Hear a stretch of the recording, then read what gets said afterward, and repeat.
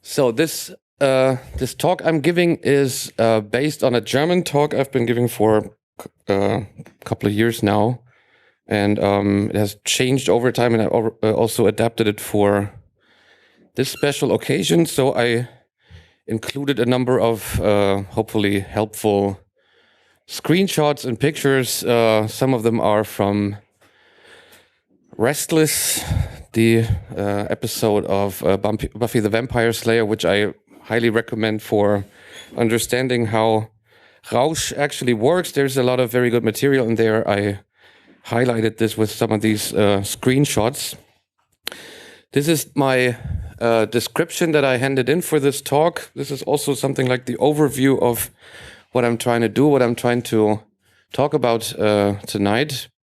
So the idea is to get away from just conceiving altered states by talking about drugs, talking about the triggers, the ways to make it happen, but more about the thing itself that actually happens once you start it. Which also means that I'm not going to touch all those more drug-related topics so much, like addiction, dependency, things like that. I'm going to mention that briefly, but it's not the main focus tonight. So the idea is to understand Rausch, the ability of altered states, as an ability, as something that the brain actually can do, that the body can actually do. And in the end, I'm going to talk about the relationship of this ability to domination, which is something that I really would like to see disappear at some point.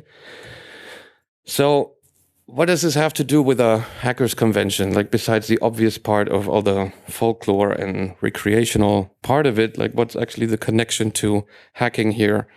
The point is that the general approach to things, to the world, is kind of similar. This is actually maybe the way we do that. Hacking, as I understand it, is trying to find ways around, trying to find other uses for something, other ways to do things, to think of another option, to think of another way to do something.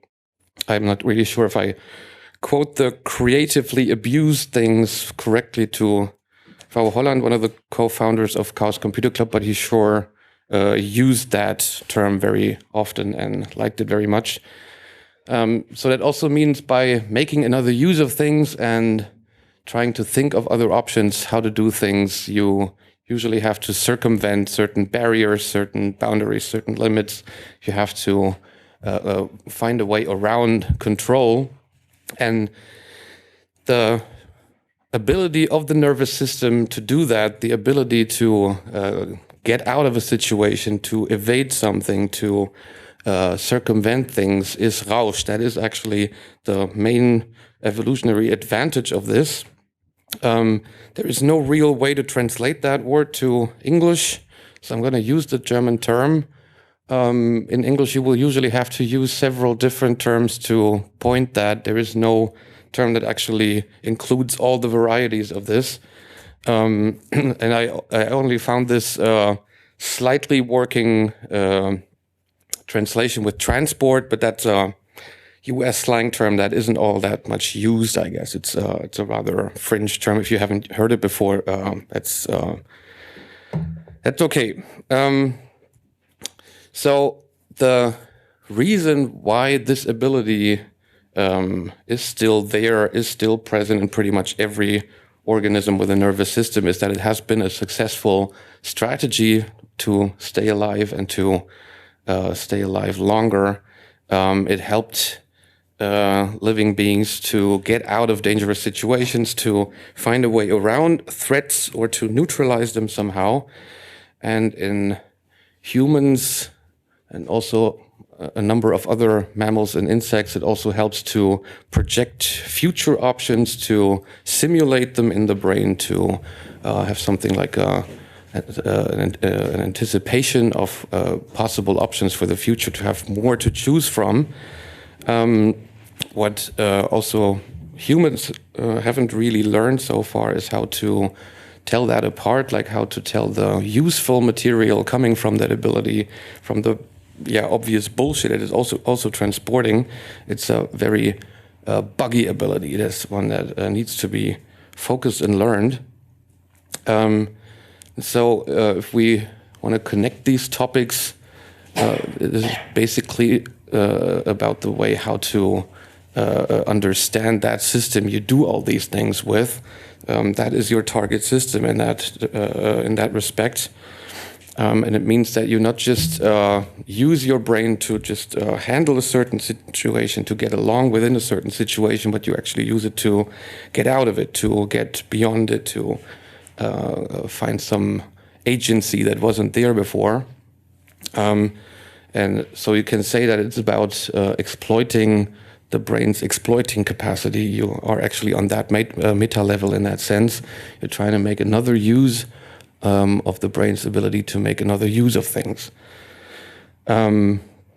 Before I start talking about how this actually works, I want to play a little video that shows a huge variety of Rausch forms of ways this can look and this works. And you probably know the song, and you probably know all the pictures. And this needs to be louder, I guess.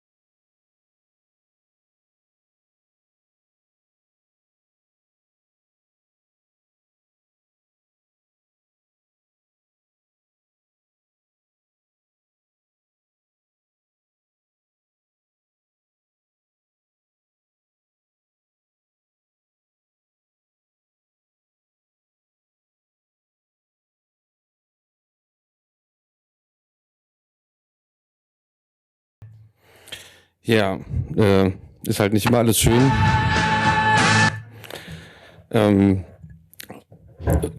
This is, of course, a summary of examples that are mostly drug-induced or substance-induced. So this is already actually one step back from the premise. Because what I'm trying to do is to talk about this ability that doesn't necessarily need to be triggered at all by some external substance or action or something like that. And the first way to get this kind of evolutionary perspective on it and to understand it as an ability is to look at where this ability actually occurs, in how many situations, in how many forms it actually occurs, and it pretty sure becomes obvious that it's happening all the time. You can't actually say that a working nervous system ever is out of at least one state of Rausch, one state of this altered state ability. I just named a number of the most frequent forms of Rausch that probably everybody knows that are happening on a pretty regular basis, some of them daily, some of them even more often than that. Probably this alarm system of the brain is one that is probably always running and always scanning the surrounding, no matter what happens, even if there isn't anything to do, even if there isn't any threat. I will go through these different forms a little more systematized soon. But the other part is that it isn't just an everyday thing for humans. It's also something that has been happening in evolution for a long, long time, probably since the formation of the first nervous systems, the first nerves that were somehow integrated in some form. So that accounts for pretty much every mammal, of course, but it also accounts for a lot of other animals evolutionary before. And all these nervous systems learned to exploit their own noise, their own friction, their own forms of signal loss, like every biological system, like every system. Also, the nervous system produces noise, like things that don't really match, things that aren't really understandable and commensurable. And the nervous system learned to make use of that, to exploit this malfunction or different function. So this is the more systematic view on this, these very frequent and important parts of this Rausch ability. So over all this time of millions of years of evolution, this ability also specialized, and we now have a set of subsystems that trigger certain forms of Rausch very reliably, usually. This is a little bit like they probably occurred over the course of evolution. So the first one is probably the first Rausch system that developed, something you can summarize under euphoria, or pleasure is probably another way to sum it up. It's usually mediated in the nervous system by the endorphin system. There are other systems included as well. This is just the main one that's working there. That basically is about establishing and strengthening connections to the outside world and also within the body. You can trigger this subsystem by using opiates. They pretty much match the chemicals in the body. They are very, very similar to that. That's why endorphins are called endorphins, because they have been discovered after we already knew about morphines and opiates. So this basically just means endorphin is the morphium of the nervous system, its own brand of that. And that also means that opiates work because this system is already in place. That's the reason why it can actually trigger all these things, because this subsystem of the nervous system is already there and knows what to do, has been doing that all the time already before. That also accounts for pretty much all the other subsystems, that you can trigger them because there is already something to trigger. There is already prepared machine that knows what to do. The second one is a little bit more sophisticated. It's this alarm system, I said, that's running all the time, which also means that it uses up a lot more energy. In the human body, this is mostly mediated by adrenaline, and that creates a sufficient state of Rausch. It actually focuses and changes the perception. It changes a lot of the feeling of the body, of how it reacts and how it moves. And the main evolutionary idea behind this, I mean, it's evolution, so there's no idea behind it, but yeah, it's we all know it's impossible to talk about this. The successful strategy behind it is to evade fight. It's not actually a fighting mode as it's usually perceived. It's more about getting out of fights, getting around of fights, doing things that will get you out of it, like hiding, like escaping, like doing something that scares the threat away, to negotiate it away, actually also like the impulse to do that. If you want to trigger this system without actually confronting yourself with cops or something, you can do it with substances like speed. Speed is probably the benchmark substance to do that. Very directly triggers this system, and so you can enter into a state of alarm, of a stronger alarm than usual, without actually being threatened. You can actually test how that works. You can actually see how this system runs when it isn't threatened, because it's a feedback system.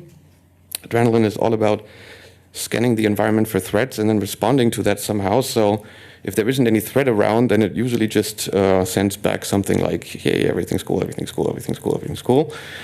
And that's what you can do when you take speed, and while you're not threatened at all. You can basically just see how this feedback system works in the opposite direction. But this system is, as I said, much more energy hungry already. So the next one that developed evolutionary was a recreational system, something that is focused on bringing back lost energy from this extended use. This is all about finding the goodies, like, I don't know, bathtub, fruit salad, whatever. So it's not just about regular recreation, but finding something that is more effective in reestablishing the brain and the body. Can summarize that as the appetite system is probably the best way to name that. In the body itself, this is mediated by endocannabinoids, and as the name already explains, they are very similar to the cannabinoids from cannabis, from the plant, which is why you can trigger this system by using cannabis. It's one of the things it does. Cannabis does a lot of other things as well, but one thing it does is triggering this appetite system, which is probably also the main reason why it is being used in recreational sense, to bring you back to life after you depleted yourself. To even if you don't have enough time for recreation, you try to get as much as possible out of it. Then there is a system that is also something like a meta system, where the brain starts to look at itself, where the mind functions are starting to develop something like an observer in itself, and is more an episodical thing most of the time. If you don't trigger it by substances, this is more something like, sometimes you just stand there and think, wow, oh, now I understand the joke, or you make some kind of other connection there. If you want to trigger it, then this is there are like a million ways to do that, which are all very, very known and widespread, because this is the system we usually use when we work intellectually, when we have to write something, when we have to design something, come up with something. And then there are the systems that are evolutionary, the youngest ones and the most sophisticated and energy-hungry ones. They're a little bit more like the last escalation system, which means that you have to understand this as something like a chain of possible reactions to the outside world. So all these systems are basically scanned through, and this escalates further and further, which is why these last systems don't always happen at all, because the problem can be solved with one of the simpler subsystems, which also means the less energy hungry. So you don't waste so much energy by shooting the big guns. And the biggest gun that is still actually an attempt to solve the problem is the psychedelic subsystem of the brain, of the nervous system. This is something that everybody experiences every night when you sleep. The moment when the brain starts dreaming, that's a very strong psychedelic trip that it basically imposes on itself to sort itself, to connect memories, to discard things that don't match and things like that. which also means that psychedelics basically work because you already train that every night to work. You can trigger this system with psychedelics in a moment when you aren't sleeping at all, in the waking state. This also occurs outside of dreams when people have, I don't know, epiphanies, also in more dangerous situations like seizures or epilepsy or something like that. This is pretty much the same subsystem running there, but in these cases it's often just too much and too uncontrollable. And the last system, this is something that is probably pretty exclusively human. I'm not sure that any other species has developed that. It's a system to basically shut down the brain temporarily when it is under actually severe attack. When the problem facing can't be solved at all, then the brain is just trying to protect itself. And the way to do that is to cut the electrical connection between the nerves. So like electricity doesn't run from nerve to nerve. It doesn't happen with all the nerves, but with a lot of them. And while that happens, the connections are shut down. The nerves themselves are still extremely active. They're much more active than usual, and they're trying to come up with a calming idea, with something, with an imagination, with a picture that is soothing for the brain, that is a way to protect itself. So people who remember like what they had in their brains after an accident, if there is a brief flash of what they saw there, it's usually something about paradise or a light or something very bright or shining, something like that. This is the brain trying to lure itself in, and this is basically just damage control, damage protection. And if you want to trigger that, you can use ketamine. You can also use alcohol, actually. This on a small scale. Alcohol works the same way. It's also on a much lower level than ketamine, connecting the electrical connections between nerves. So this is something like a reboot mechanism, if you want to say so. And the benefit of using ketamine to trigger that is that the trip you're getting there is probably the most effective intervention antidepressant medicine we know. It is not legal for that purpose, of course. How could it? You can only use it as an anesthetic in certain situations. So it means that because of the narcotics law, this substance is only allowed to be used as a narcotic. Which is even more absurd. If you look at it closer, it means that you are not allowed to take too little of it. That's the actual legal advice there. So only trained personnel is allowed to administer it to you for narcotic purposes. That's the only way it's legal.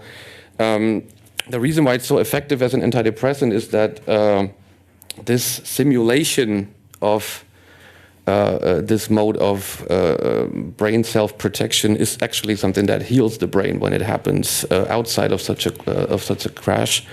You can at first, the therapeutic use is recommended via the stomach, so that it takes longer to happen and you stay more inside your body, and you keep that connection up. It's much more beneficial that way. And you will see for a couple of hours how your perception kind of disintegrates, and how, your optical perception becomes more and more abstract, geometrical. And that also accounts for your acoustic perception, for your body perception. And at some point, it feels like there is nothing there anymore. It's all dissolved. That's actually the thing you want to get to. It can be very frightening if you don't know that happens. It can be a big abyss if you do that unprepared, but if that's actually the idea, it's very beneficial. And then you're going to stay in that state for a while, which is something that is very, very healing and helpful for the brain. And after that, slowly over hours, the world starts being built together again by your brain. You see how you make all these connections. You can understand your perception much better because of that. and it also has a very ordering effect on the memory. So it's like tidying up a little bit, which is also very helpful for post-traumatic situations, of course, because they usually affect the memory very much. The contents of traumatized memories usually are scattered across the place and are not really in control, and sometimes just pop up in certain situations, triggering people. This is one way to tidy it up and to make that less likely to happen. But don't want to just advocate that. It's a tricky thing to do. It's not recommended to do that without knowing what you're doing there. Ketamine is actually an addictive substance. If you do that too often, you can actually get hooked, and it also is toxic. It damages the bladder and the liver and other organs.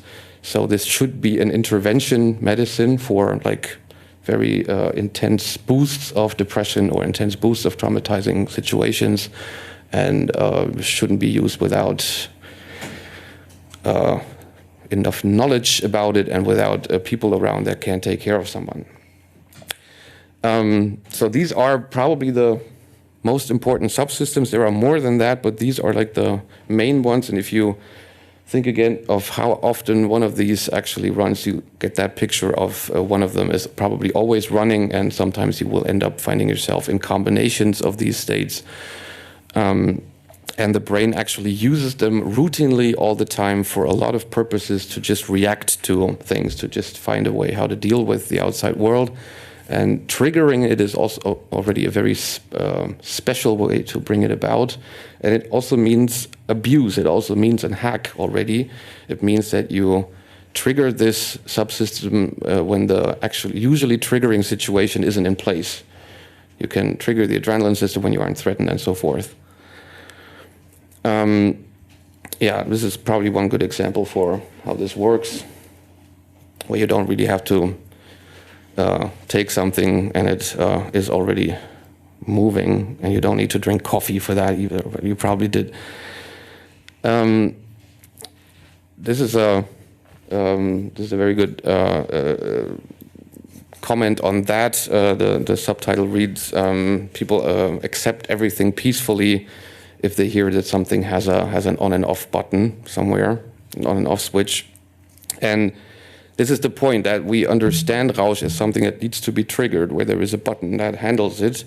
And we understand it usually even as we need to buy something. We need to buy a Rausch commodity, some kind of drug, some kind of trigger that brings that about. And we're basically looking out for that. We understand this whole concept that way. But it is actually something we are already doing all the time. It's not just happening from the outside. It is something that the brain is doing itself. And that on some level, depending on how quickly it happens and how trained you are, how skilled you are in using it, you actually decide to do that. You actually choose to do it. All these triggers you can use, all these triggers that are available or possible to use, they are just a way to change the mode of Rausch, to give it another pattern or another direction. You can't switch it on and off. It is already on all the time. And it also means that it can be learned. It also means that there is something to know about that. Best example is probably the way most martial arts forms train people in controlling this adrenaline system, so that it doesn't take control for a while. So you will learn how to deal with your anxiety, with your fear first, because you can't really fight if you don't do that first. This is actually already training in Rausch. It actually means that you try to make use of the system without letting it take over, which it usually would do. Like if the cops are in the door, you will probably find yourself escaping into a certain direction and then wondering how that happened. And so this is about actually doing that consciously and using this Rausch system as more like an advisor system and not like the one that takes over right away. On the neural level, there is actually that one thing that always happens that accounts for all of these subsystems. I was when I set out to define this term, I wasn't sure if I would find something that actually happens in all these states that actually combines them. But there is one mechanism where you can actually pinpoint this self-exploiting process, and then it's a little bit different for organisms that don't have a mammalian brain or like a more advanced insect brain, because they can't synchronize their senses. That's something that only happened like a little bit later in evolution. So it accounts for all mammals and it accounts for all insects. With the life forms outside of that, it's a little bit different. But we're humans. We try to talk about our brain here. These are the two main things that happen in every form of Rausch. The first thing is that the susceptibility, the capacity, the data processing capacity basically of the brain is changed somehow. It can be escalated, it can increase, but it can also decrease. It can also be reduced somehow depending on the kind of Rausch that happens and depending on the situation in which it happens. And the other part of it is that the sequence of signals that are transmitted within the brain is different than before, or that it changes somehow in some way. This is already the whole thing. This is what it basically exploits. And how that happens is that the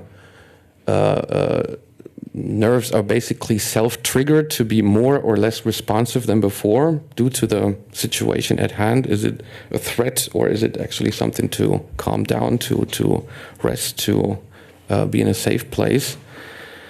And the other part is that, okay, if you imagine such a signal sequence, and if this sequence isn't like bam, bam, bam, bam, as it usually would run, one after the other, as it never does, of course, but in theory, once it's altered, you have two new phenomena. One is there are gaps in the chain. There are some parts where there isn't a signal, where it actually should be one, where one is expected. And you have the other parts where signals are stacked over each other. You have several signals at once coming in. And with the gaps, the brain is just trying to fill in something. It will just do what it usually does if there is no information. It will just put something in there, memory access, or even self-depiction of the brain, of the nerves. Very often you get self-images of the optical nerve. And in those moments where you have these stacks of signals, that's actually where the information sits. That's actually where the new ideas and the way out sit, because you get informations from different times at the same time. You can create connections that you wouldn't have seen before. These informations are there right in one image. You have several moments occurring in one, which gives you something like a vector, like a development, a process you see there. This is the point where this responsiveness comes in, because it still is the question of how many of these stacked moments the brain can actually process. If the susceptibility, responsiveness of the nervous system is decreased, then it can't make any use of that. It's just too much information. It's just chaotic. You will just stutter and stumble and can't make much use of that. But if the brain susceptibility is higher, as in most of these subsystem states, then the brain can actually make use of it and can use this information and more of it that is stacked there. More of these already anticipated screenshots from this Restless episode. Here we have Giles saying he's too late because there's a great deal going on and all at once, because we're in a dream, we're in a trip situation. This is how it works. It's happening all at the same time. It's demanding something of the brain. It doesn't just explain itself. And here we have what this episode at some point is about. It's about Yeah, anxiety dream. One of the characters of the show imagined to be in a theater play about her life, where everybody is there who she ever met. And this is basically what happens when you dream. Your brain will just parallel a lot of the things that happened since the last time you slept with things from your previous life before. So a lot of people just take other roles. They take each other's places. Somebody you met yesterday is mommy or something like that. So this is how these stacks actually look like if you have the capacity to process them. When the brain is in a sleeping mode, it usually can process it. That's basically already kind of leveled out. That's when the sorting system usually works. If you do that outside of sleep, you actually have to bring that situation about. It doesn't just create itself where you can actually make so much use of it. Yeah, and this is what the gaps can look like. It's just the background image I've been using the whole time. It's from the movie Enter the Void, where in the beginning section you get a long shot of a DMT trip, which is depicted pretty precisely, I would say. There are a lot of very typical optics to be seen there. And as I said, there is a lot of it is just the self-image of the organism, of parts of the nervous system, of parts of the brain. Usually the optical nerve and the things around it, they are the most prominent, but you also get sounds that have a similar quality to them. So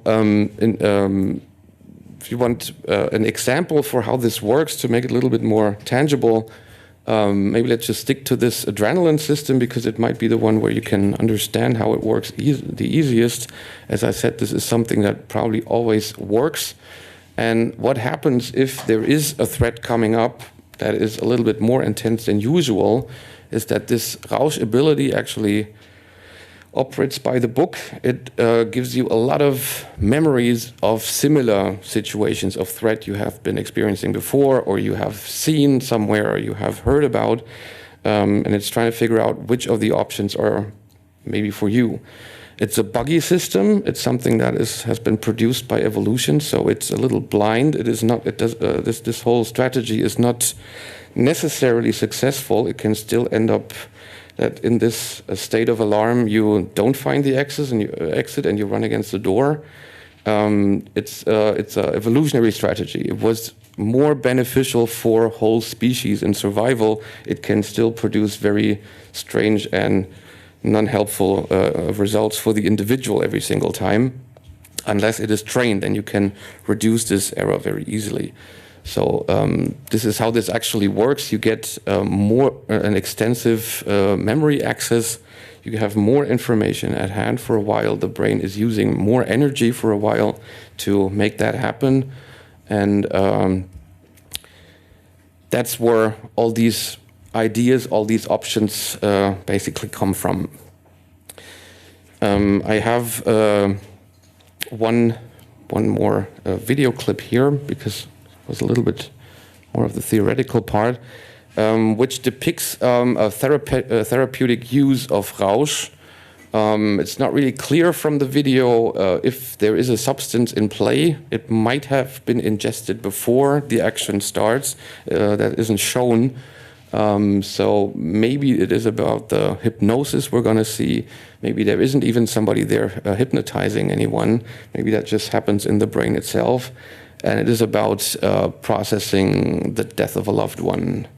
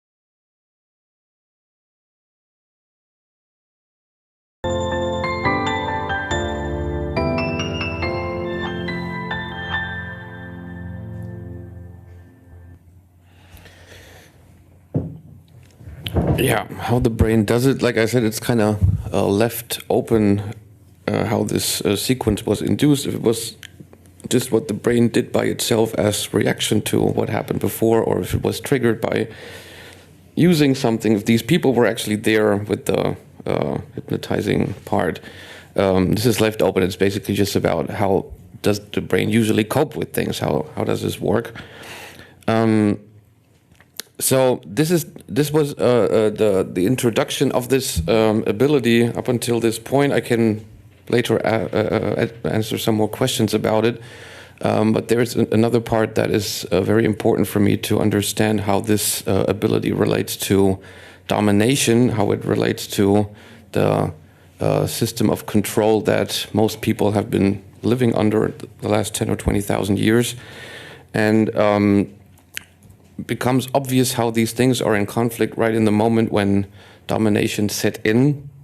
As you can see here, this is the growth of the part of the brain that is basically where Rausch happens, the part where all the synchronization would usually happen, and where all the desynchronization, these different signal sequences can be exploited.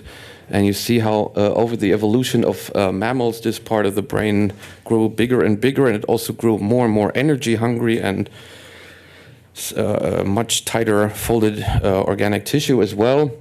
So on top you have some monkeys and cats where this part of the brain is still something like 2 or 3% of the neocortex.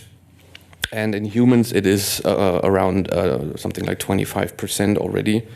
So this machine to use these things is much more sophisticated already. This is the prefrontal cortex, usually the system that creates your this live stream you consider to be your waking consciousness, this 15 frames per second update of the outside world. All the channels are processed together. You get input from all the senses you have, from all the from the optics, the acoustics, from touch and smell, and so forth. And this is all processed together and synchronized. That's the actual point about the prefrontal cortex, that it can tie these things together by 15 frames per second precisely.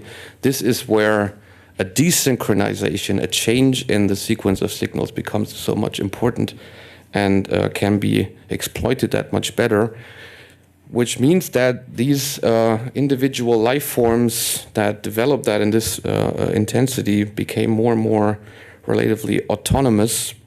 They could usually find a way around problems by themselves. They could make use of pretty much all of their memory in situations of threat or problem situations in general. And that is, of course, in a fundamental conflict with the establishment of domination, because domination is about forcing people to do things, to make them do things that are not in their interest, that they would usually try to get around or try to get out of. And so this is all about control. You need to control that they actually do that. Rausch is the ability to evade that control. Rausch is the ability to get out of situations, to get around them. So from the beginning of domination, it had to control this ability. And it's not like 10,000 years ago somebody said, oh, we need to do Rausch control. But it's the other way around, that only forms of domination actually survived that successfully did that somehow, that managed to get this ability under control. And there have always been two main strategies to do that. And it also means that if not both of these strategies were successfully in place, that form of domination usually failed at some point. It was replaced by another one.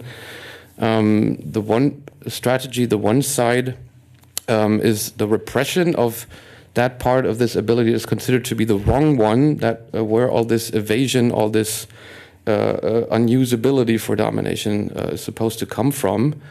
The ways of this repression were very different over time and also usually very blindly directed. It was more about where and how people gathered and celebrated or had their own rituals and meetups, and then afterwards set out to, go and put fire to the courthouse or something.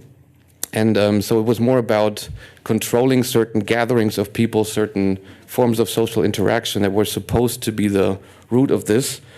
The idea that this is basically the problem is basically in the substances is just like 500 years old.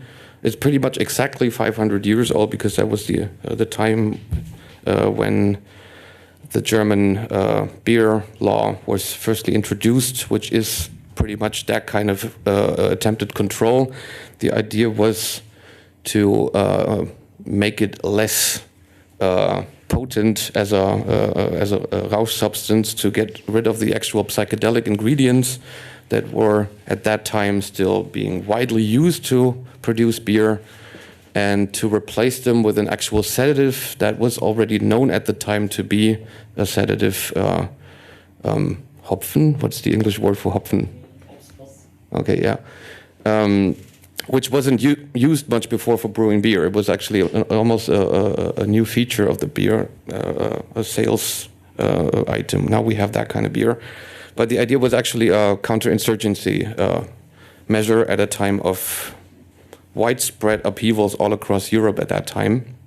That's where the substance bans began.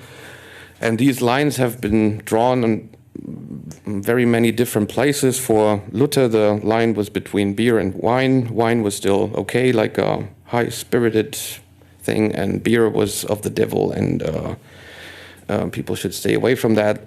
Later, coffee had a similar career as first being thought of something like a revolutionary, totally out of control substance that had to be banned and get out. You had to get people away from that. And later it was found to be very helpful for capitalist societies to have people more productive. So these lines were drawn in different places from time to time. It was usually more like a blind targeting there.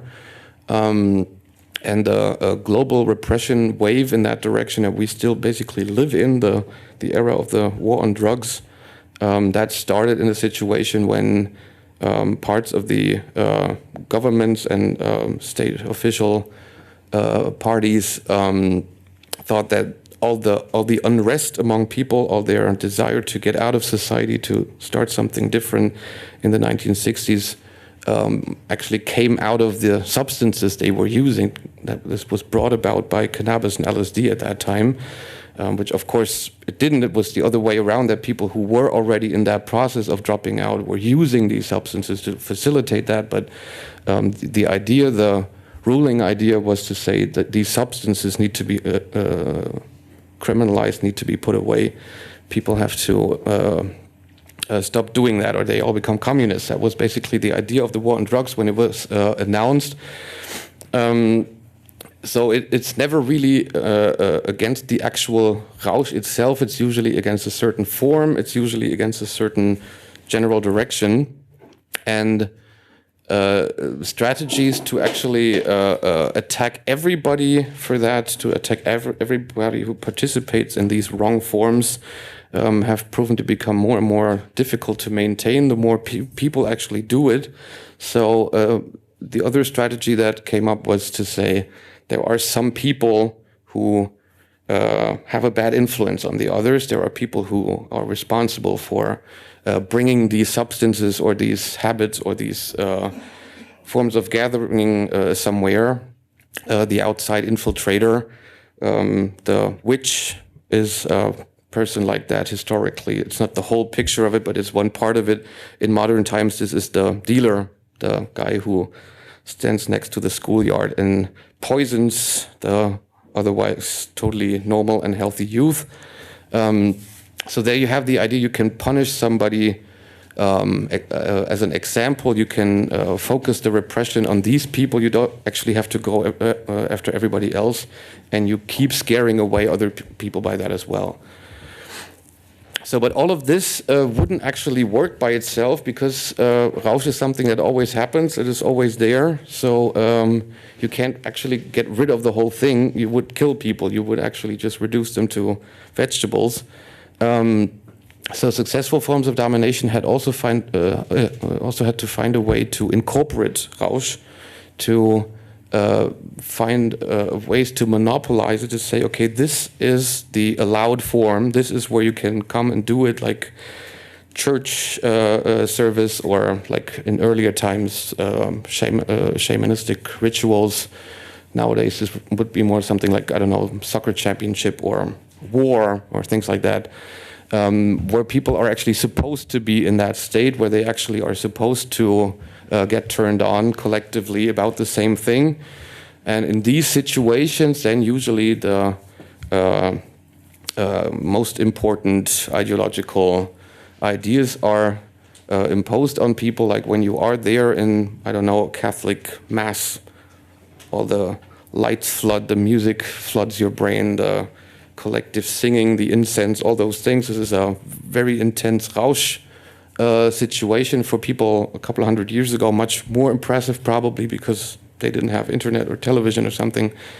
And then in this situation, you will hear the main theme of you are totally powerless, but if you submit to the higher power, then and you come here every week, then you know it's going to be fine.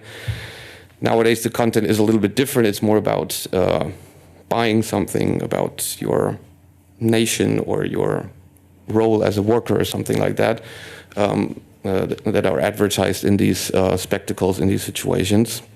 So that is also something that domination always had to do. And there was as well the attempt to connect Rausch actually to the thing that people were supposed to do all the time, to work, to actually make work the source of Rausch, to tie these things together all the time. This is basically what Protestantism is all about, and all these ideas of workflow, this whole flow concept of getting lost in what you have to do anyway, was established that way. But of course, these things are all produced, and you can see that the substances that were considered to be useful for that usually were not so much subject to repression. Like after the war on drugs was announced in 1971 and the first measures were taken, amphetamines were still legal for many years.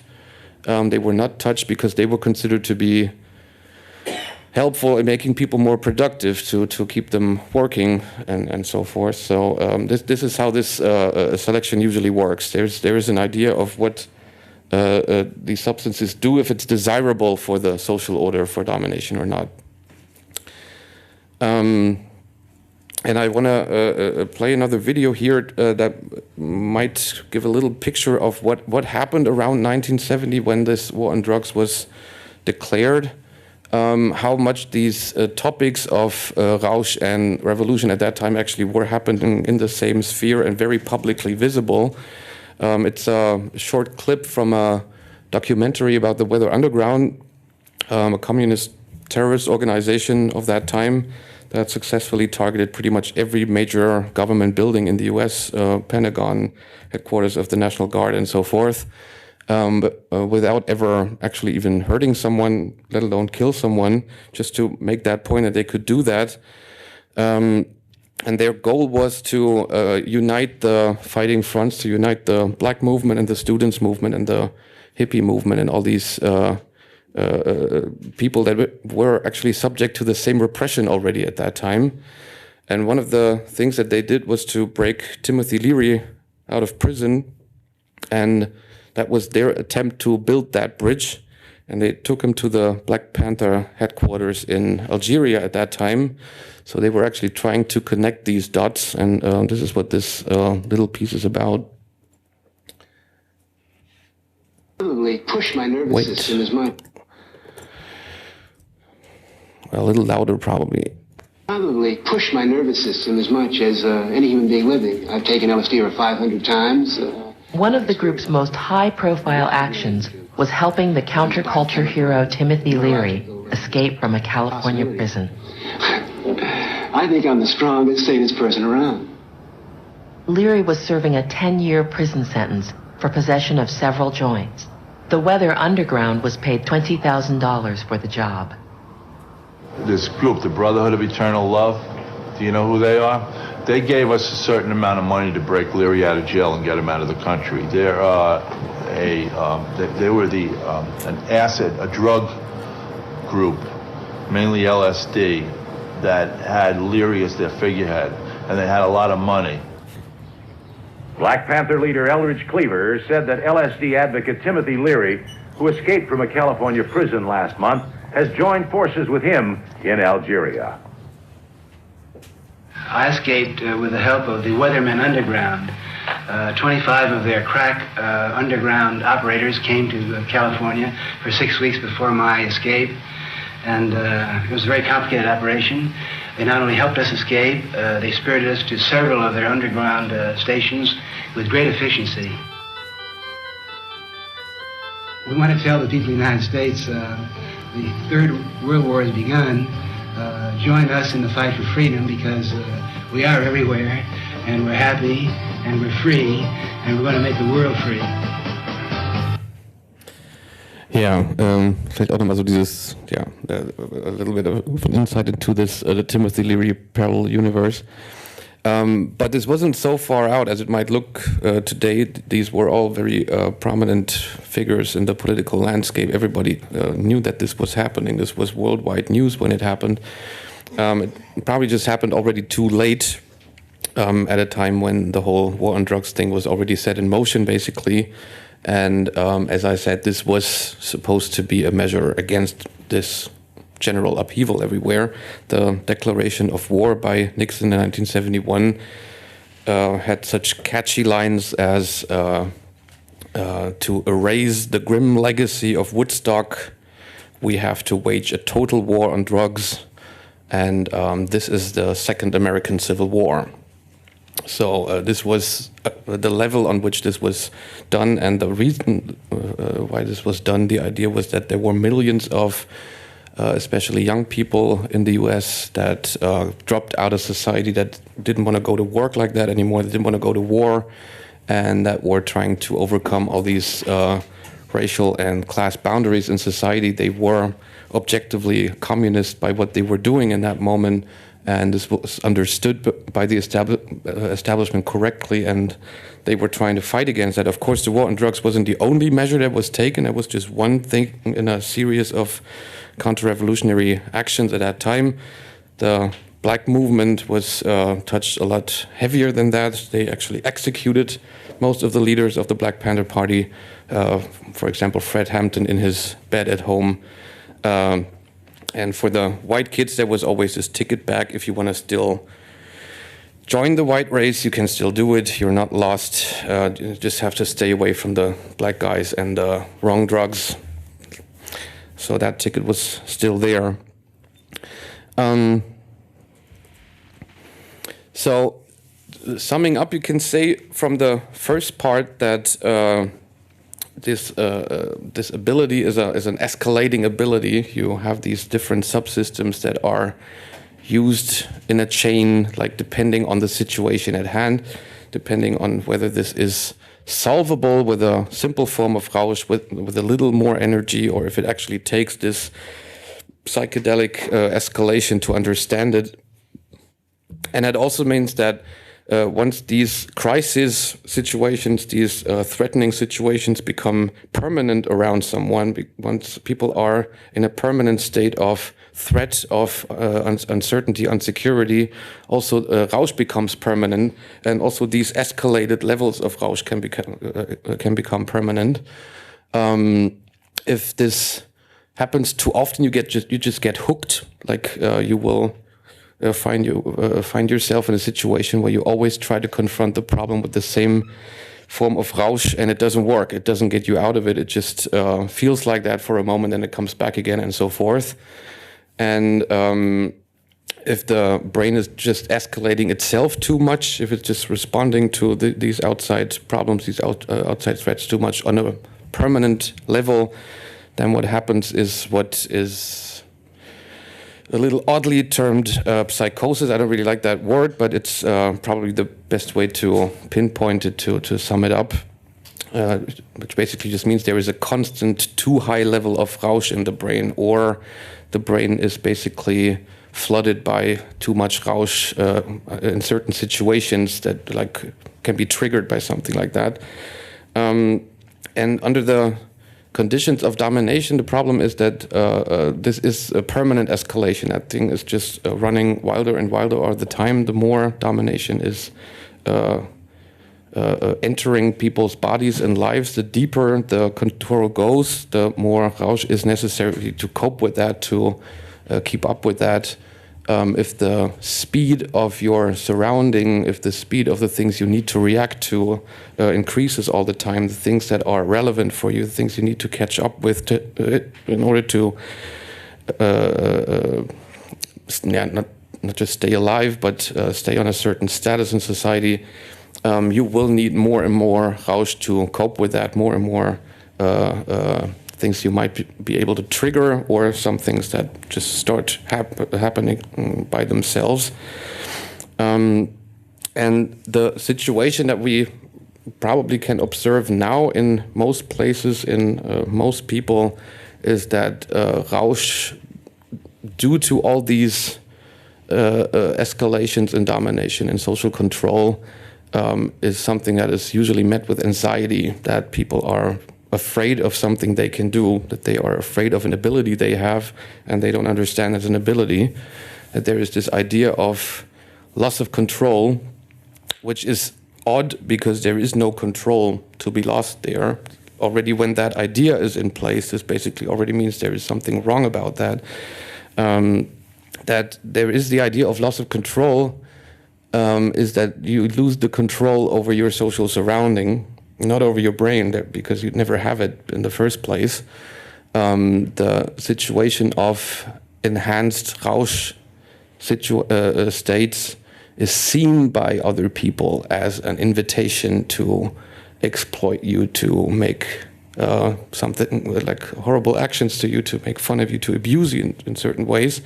This is the reality of this society in permanent competition, that this is considered to be a weakness, that once you actually unfold your neural abilities, you are just more vulnerable to attack, and people will make use of that. This is not just paranoia, it happens all the time.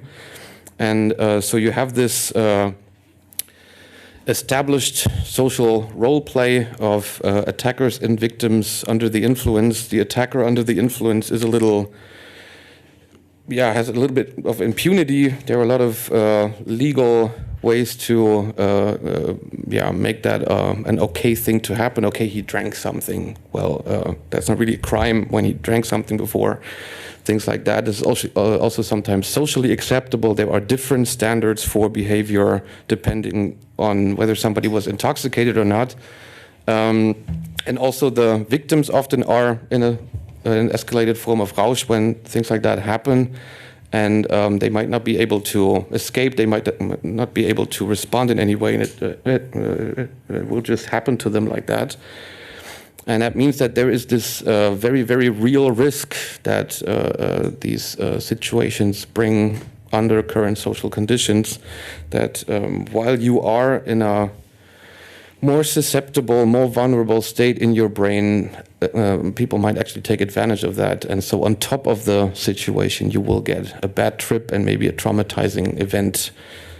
That, of course, meant that a lot of people try to stay away from things like that. They will watch very carefully under which conditions they can allow themselves to let go. They can allow themselves to find out what happens there in their brain, which is kind of like the best check for never finding out, which actually means that this ability of the brain is hardly ever researched or experienced by most people. It means that they all kind of keep each other in check not to do that. I have one more video to illustrate that. It shows somebody who definitely never really thought about that part, who probably caused a lot of traumatizing events around him, but is still celebrated for that by many people. It's Charlie Sheen, and he was interviewed about his drug experiences. You borrow my brain for 5 seconds and just be like, dude, can't handle it. Unplug this bastard. Yeah, because it fires in a way that is, I don't know, maybe not from this particular terrestrial realm. Last time I took drugs, I probably took more than anybody could survive, you know. What are we talking about? How much? I don't know, man. I was banging 7-gram rocks and finishing them because that's how I roll. I have one speed, I have one gear. Go.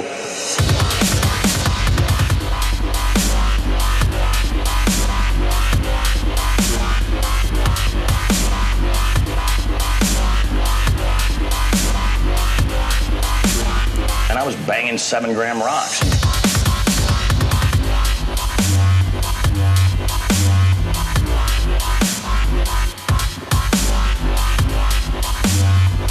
Because I'm me.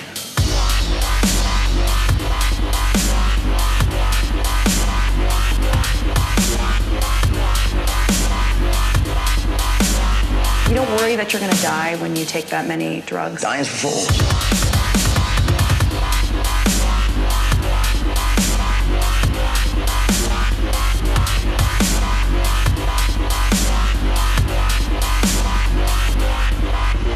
Especially when you see how I party, man. It was epic. The run I was on made Sinatra, Flynn, Jagger, Richards, all of them just look like, you know, droopy-eyed, armless children. When you look back at the last time you used drugs, are you disgusted with yourself? Or do you think, how could I have done that? I'm proud of what I've created. It was radical. You're proud of that party moment? Of course. Why wouldn't I be? No, Why would you be? Because I expose people to magic. I expose them to something they're never otherwise going to see in their boring, normal lives.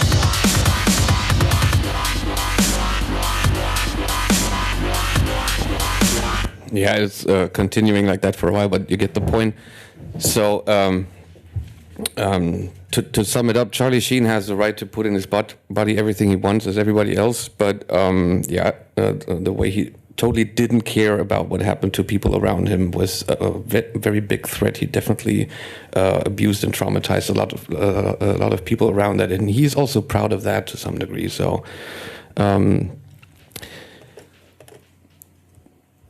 So here's what I think, how to get over this situation, how to get out of that situation at some point.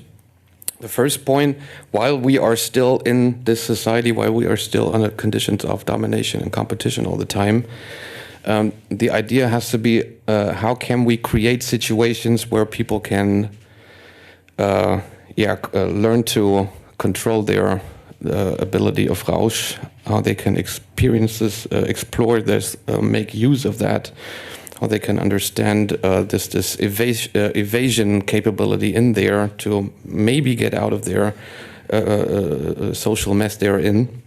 And that means you have to create situations where two things have to be in place.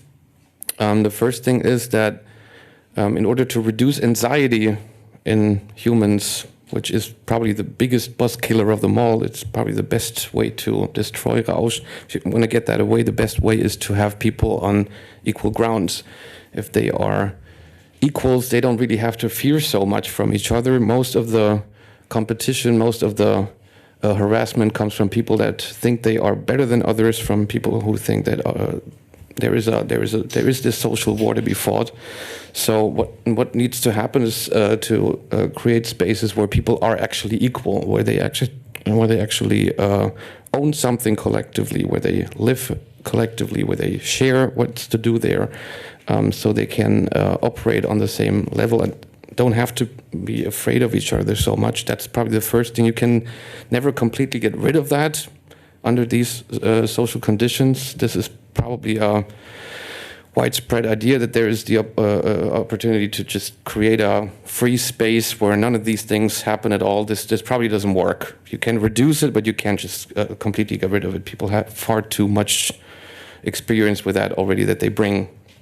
And it also has to be an empowering place in the sense that you can't just declare equality. You can't just say, "Wow, now we're all equal here." You have to actively work against all the discriminations that have already been happening before. People have practical benefits from being on the giving end of discrimination. People have practical disadvantages of being on the receiving end of that. This needs to be actively countered. You can't just make it go away. You have to actually encourage that. You have to look at the people that are most affected by things and start from there. You have to make especially these anxiety-free spaces available to people who usually have to be afraid all the time. And there are different levels of that. Like first, basically the gender difference in that a lot of men often don't understand the necessity for that kind of space, for that kind of counteraction, because they don't have to be afraid so much of so many things, of so much harassment and weakness. But they also are affected by that. This is just, if people actually think that, it's a pretty big amount of self-deception as well. But this creation of these kind of spaces, situations, or something like that, it's only an emergency method. It doesn't really change things in general. It just gives people the opportunity to explore that and maybe make use of this exploration for changing things in general, because that, of course, is what needs to happen. If domination is that thing that keeps these abilities from us, that traps us in anxiety and competition all the time, then this needs to change at some point. So these things work together. If you want to unfold human abilities, you have to get over the thing that mostly blocks them. And the way to achieve that, I guess on some level, it is actually clear what needs to happen, but nobody really knows how that's going to happen or if it's ever going to happen. People need to associate and form these kind of equalizing, empowering social associations and take over the means of production, and then start producing for the actual needs of people and not for power and not for profit and not for things like that. And of course that would also mean you would produce for these kind of needs. You would arrange social situations according to these abilities as well. This is just more things to include there, more things to take care of that. There's this tiny bit of anticipation of another talk that I'm not going to give right now, where I basically did the same thing I try to do here with Rausch as an ability, with this other ability that most people don't know is one at all. In German, under the headline Lust, roughly translated as pleasure, but not in this universal sense. This is also an ability we don't know as such. It's also something that is very little understood in that sense. It's also in a very similar social cage as Rausch. I will probably talk about that on another occasion. But this is what I think needs to happen. This is the way to go. I'm not really sure if it's ever going to work. Before we enter the question time, we still have a little bit of time. I refer to my weblog where I update about this topic as well, where there is already something about Lust as well. There is a section about Rausch in there, but it is mostly in German. I'm in the process of translating things, but it's a lot of work.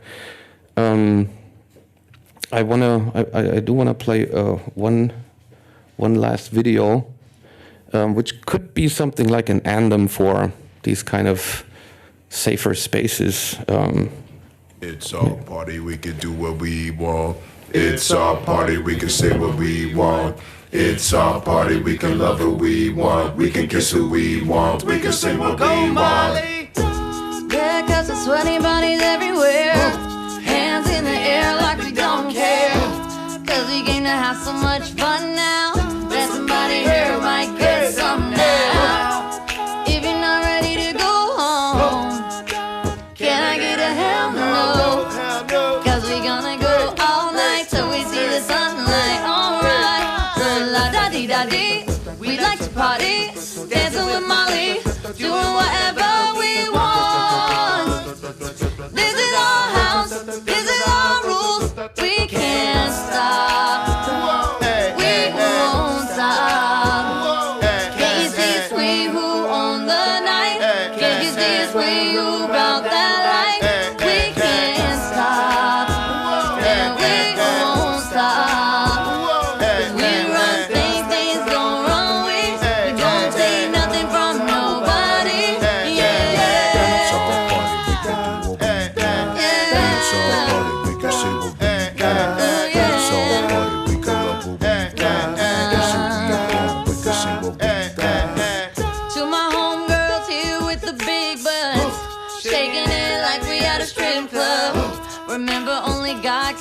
job, forget your haters, 'cause somebody loves you. Yeah. Everyone in line in the bathroom, trying to get a line in the bathroom. We all so turned up here, getting turned up, yeah. Yeah, yeah, yeah. La da dee da dee. We like to party, dancing with Molly, doing whatever we want. This is our house, this is our rules. We can't stop, and we won't stop. Can't you see it's we who own the night? Can't you see it's we who got that light? And we can't stop, and we won't stop. 'Cause we run things don't run we. We don't take nothing from nobody. Yeah, yeah. Ja, Dankeschön erstmal bis hier. Und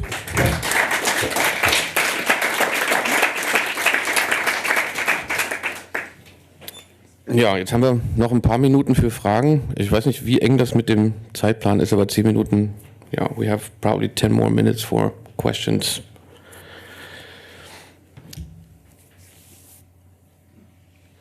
If there are any, maybe I just cleared it all up. But I don't think so.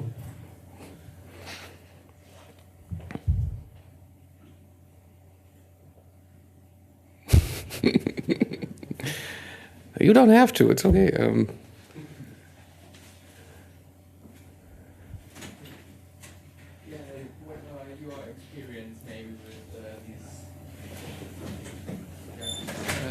What are your experience maybe with the substances which you talked about?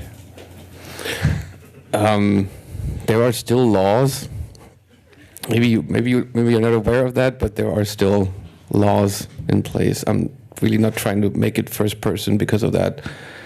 And my general experiences with Rausch are probably the same as everybody else here. I have a psychedelic trip every night when I dream. I have adrenaline running all the time, like everybody else. And I have psychedelic states in some situations just like that.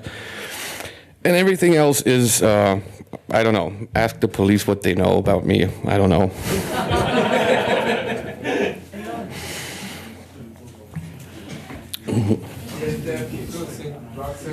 Microphone. If there are people who think drugs are good like this, and are there also people who think the domination has to win? And do we have them around here? I'm really not sure how the fronts are lined up here on this occasion. The thing is that, of course, as long as there is domination, there are a lot of people who will defend it. They think that this is how it's supposed to work. They are afraid of other situations, and it depends on how intensely that has been driven out of people, that they can actually control things themselves, that workers actually already produce everything, that they don't actually need a management or an advisor or an owner or anything for that. This is it's a question of consciousness of what you're doing, and usually people learn that they can do that they can take over means of production when they're trying it, like in situations of class struggle. That's where it starts. But I wasn't meaning to say that drugs are good.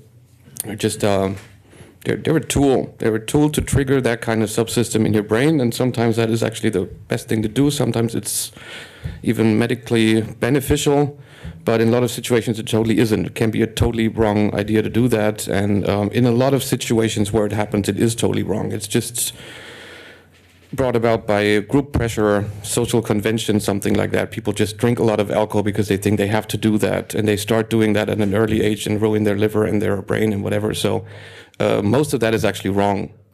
So I'm advocating a different use, and the first important part is to understand how much of this you are already doing without any substance, so that this is more like an addition. You can sometimes put on it if you want to, if you think it's beneficial, and it's nothing that everybody should do all the time. I'm not advocating that.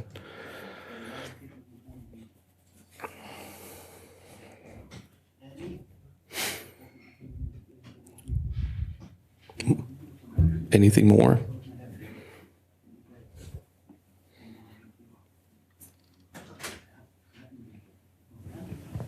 There are many questions back there, but I don't understand them. No.